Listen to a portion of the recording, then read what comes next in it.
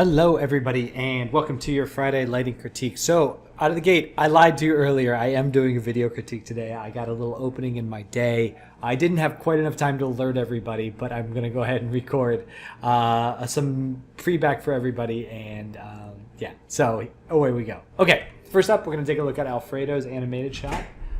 This is looking really fantastic.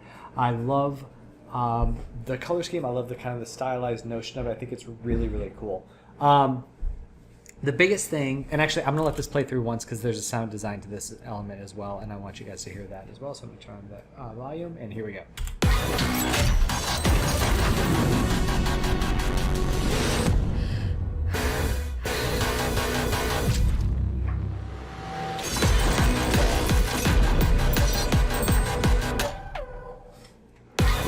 Super cool, right? Okay, so I thought that added so much, so I just kind of wanted to showcase that. Okay, so a few things that I think could really help this. Number one is, okay, so we've got this extremely large pink light that's surrounding the entire scene, right? That's going to play a really large effect in the lighting setup. And basically what's happening is that there's a couple of things that are kind of breaking that. Number one is these like hard line shadows that are appearing. I get that we're like spotlighted. I get that it's like kind of theatrical, but all this light around it feels like the shadows would be softer. So for me, I think it would be nice to soften those shadows up just a little bit more, so they, because like I just think that this surrounding neon light would fill in all of that value a little bit. The other thing is that I'm looking at her darker values, and what I'm seeing is that she's pretty dark, and I really love for her to pick up some of these pink highlights and stuff, like in her hair especially, and kind of coming down her skin. There's a couple points where it's like, especially in this close-up, where I feel it on this side, but it does wrap around this way, so I do kind of want to feel it coming down her hair on this side, maybe a little bit on her back. It doesn't need to be as strong as this, but like I definitely want to feel its indication somewhere in there. And then lastly, I love this last pose. I want to see her silhouetted a little bit more, or something. It's basically like, or maybe just, you know what you could do? Take her alpha channel and just tone down the volumetric right around her. So, because I want some more darker values on hers to kind of make her pop forward a little bit. But other than that, I think the rest of it's really good. I mean, these are all some pretty minor things, but I don't want to lose sight that overall this is a very cool project. It's looking great. You're doing incredible work with it. This is going to make a really nice demo reel piece. Okay, let's hop over into our stills. We've got a few here, so let's go ahead. First off, I wanted to start with, I'm going to kind of hop around today. So I want to start off with Clarissa. Clarissa, I think this looks great. I will give everybody the opportunity over the weekend to make any notes. But for now, I am ready to applaud. So I want to make sure that you get the proper applaud that you need, and give you the final heads up on this. So yay.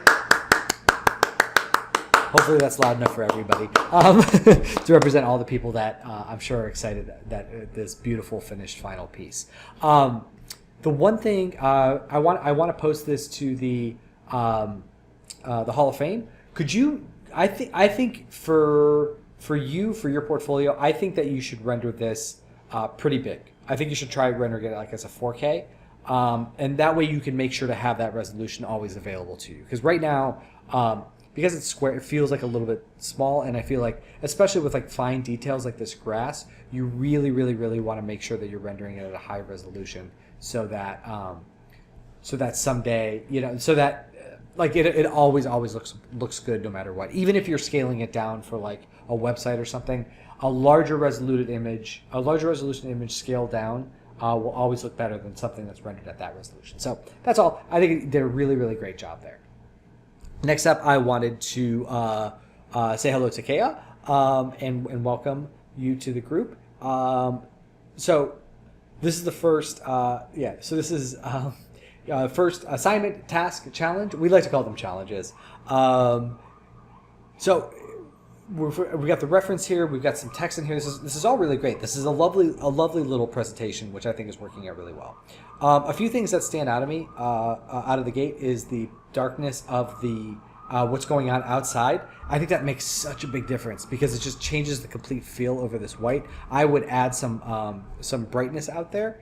Let's see. So it's hard to read the general color of the lights and the shadows. So yeah, so it's actually, I mean, the reference that you have there is actually pretty neutral.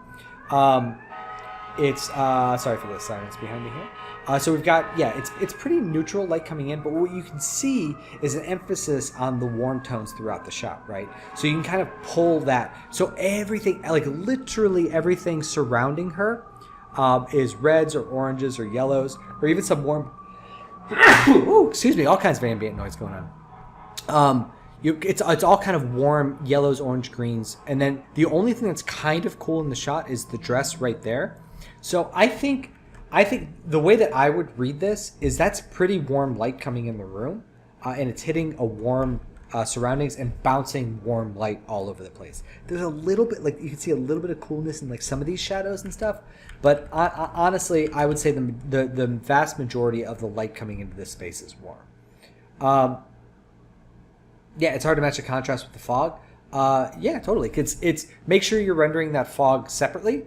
Never, ever, ever render fog natively into your render, because what you're going to do is like you can see it right here. And you've already recognized it, which is great. It's such a great thing that your eyes are already seeing this. Like, you're pre-baking low contrast into your shot.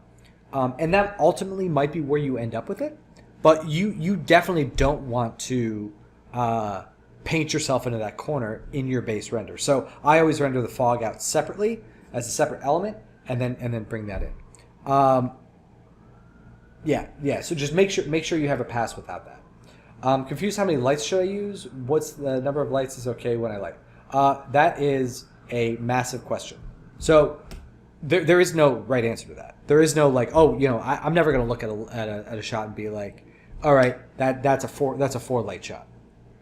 And the reason for that is every scene is different, every shot is different. I could look at this and say, given modern renderers and the amount of indirect illumination that we have, this feels like a 2-shot setup. I would, you could start it as I would start it as the light coming in here, hitting here, and it brings up some secondary effect, and then adding a second sky dome light to the scene. I would start there and see where that gets us. Oftentimes when I'm lighting things, like you can see the amount of like how bright this bed is and what we're seeing up in here has more bounce light than naturally is happening. So what is very common is then you want to go into the interior of the room and put an area light down here and bounce that light up into the space as well to kind of match that look.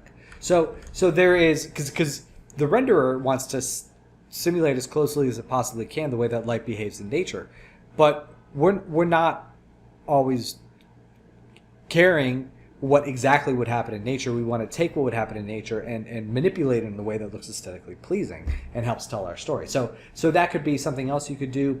There's, like right now everything's very, we don't have shaders, robust shaders on this, I should say. So, and lots of times what you're going to need to do in a scene like this is add lights that just emit specular only. So yeah, they're basically the awful answer that the more I do this, the more true it is the number of lights that you want is you how do I say this? Every light that's in your shot needs to carry its weight. There needs to be 0 lights in the scene that aren't adding significantly to the aesthetic output of the image. What you don't want is you don't and no more than that. So often it's so easy to add like 35 lights to your shot, have them all over the place, and you just totally lose control of it.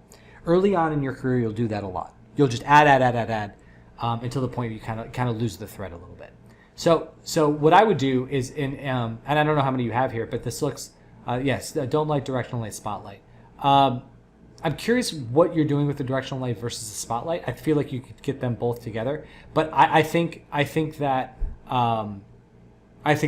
just starting with these two is good, and then build up from there. So I think for the next light, for your next step in adjusting these lights, I don't think you need the directional light. As you know, coming from my lecture, I think that these don't, like, you can get everything out of a directional light that you can get in a spotlight.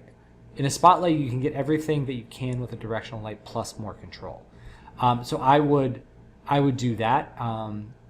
And then I think for your next iteration, I would go ahead and add an area light right here and just simulate some more extra warm light kind of bouncing into the space. Because the same way that this bed is of interest, like I'm of interest of this stuff back there. So I want to pretend like there's more light kind of bouncing around. And then I also want to put in either through the camera setting or a plane or something back there to make it so we're not just seeing black on the outside of this house. All right, cool. But it's great first submission. It's great to have you, and I'm looking forward to working with you some more. Okay, so we get Clarissa, we got Kaya. We'll go this way, and then we'll wrap around to the front. Next up, we have Paul. So this is Paul. This is your reference. This is your submission. So a couple things. So I want to just talk about the reference for a second. There's 3 or 4 like major aesthetic qualities about this. Number 1 is the brightness of the stone. So beautiful. And that's used to contrast the darkness of this church, castle, not quite sure what this is. But this structure is evil. And there's some light coming out of it here and possibly some guards, maybe a statue out front there. But it's all about like the brightness of this contrasting with the darkness of that. And then this orange light filling up the background, giving some atmospheric perspective and actually trickling into the building here. Looking at this reference, we're not getting that light snow versus dark structure contrast. And if that's not where you want to go with it, that's fine. I'm just saying that like that's a big part of what this is. And so what that would mean would be increasing the intensity of the light to increase the amount of snow there, and then really allowing this structure to go darker and really isolating the light so it's not coming out of like all the windows, and really just have it coming out of the front here and spilling into the front. So it's not like everything else kind of goes dark, right? I think that could be a very interesting facet. And then for the background, like I think that you could go stronger with this background. Like this is like a very soft pink sky, where this is a fiery sky. There's blood rushing through the sky in this one. This one feels a little bit different. Now you've got my microphone just fell. Hope that click wasn't too bothersome to y'all. So your sky is very pink here, but the light that's hitting here is pretty orange. That the light here matches your reference, but it doesn't really match the skylight, and it's not coming from here because that's a really far away for that light to travel. Also, it's brighter here than it is much closer, which doesn't make sense. So I'm feeling like that would be the skylight. Also, that should be toned down a little bit. And then, yeah, looking at this reference, we got this haze building up. I think you can work on the haze back here a little bit more. The atmospheric perspective of the area will fall off. You can add that back there. You can even push some of it into these trees here. And then just the light would pretty much just be kind of what you have, which is almost like a rim light from the light source back there. But yeah, cool stuff. Like you've got some good shaping. The one thing that I really, really love about what you built here, again, it's different than the reference, but I think it's really good aesthetically. If you decide to continue going this way, like this part of the house is brighter than the rest of the image, right? Like our eye goes directly to it. I think that's very cool. Yeah. All right, cool. Excited to see the next iteration there. Theo, no worries about the small resolution that happens sometimes if we're just like rapidly iterating. We don't always have time to spit out high res stuff.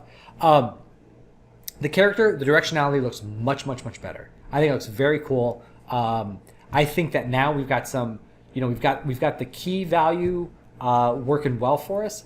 I think the next step is going to be, there's going to be a couple things I want to do here. Number one is this wing is getting too bright. So what I want to do is potentially turn down the diffuse value of the light that's shining in this way, and even break it up into 2 lights. So we're gonna take one light that turns down the diffuse value so that this comes down a little bit, and then we're gonna put another light, another spotlight coming in from the same direction.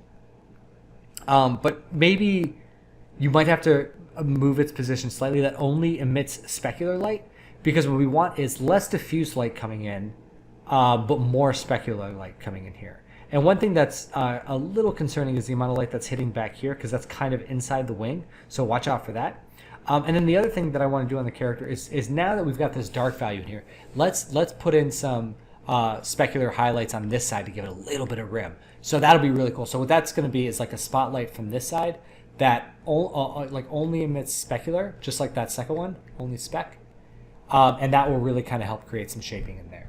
Now, for the background, the biggest thing that's standing out is there's the hard line between the building and the sky. We definitely need to figure out a way to soften that a little bit, because, the biggest issue is that the sky color and like the haze color are kind of in two different worlds. They're very warm here versus the blue sky, which is saturated and a little bit bright. And so we need to bring those values together a little bit. These bulbs look a lot better.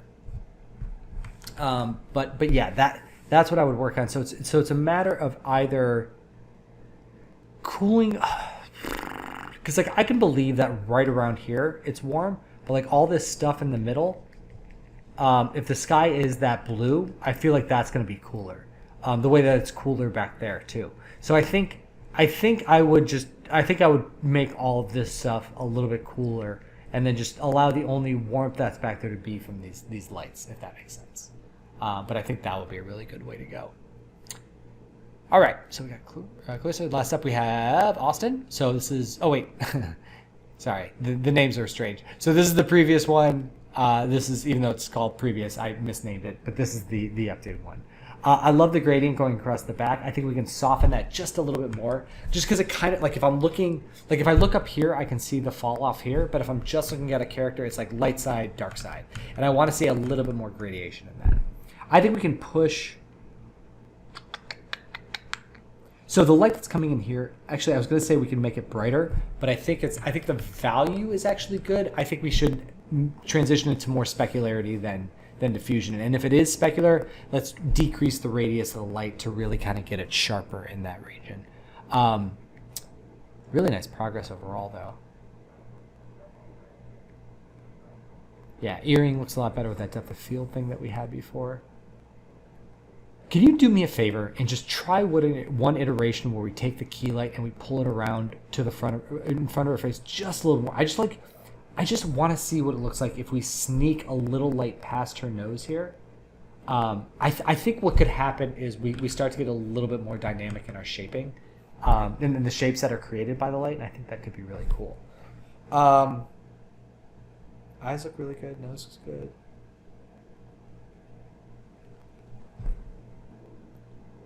Oh, it's weird. I was just reading that and I was like, man, the inside of her ear is super dark, but I actually think that's a piece of hair coming down. So I could be wrong about that. Yeah, that's the main gist of it though. But this is coming along really nicely. I would depending if this light is the same as the light that's hitting her face, because I love the green on her hair, but on her face it's kind of like, again, working against her natural warm tones and kind of making her look gray a little bit. So maybe neutralize that a little bit if you can. But only if you can only do it on the skin, not the hair, because the hair looks really good. All right, cool. All right, well, thanks for my impromptu. Thanks for letting me do an impromptu critique here for you all. Sorry I couldn't invite you guys along. I love seeing you live, but it's just that timing was too short and I wouldn't have been able to do it. So enjoy your weekend, and I will see you all on Monday. All right, happy lighting, everybody.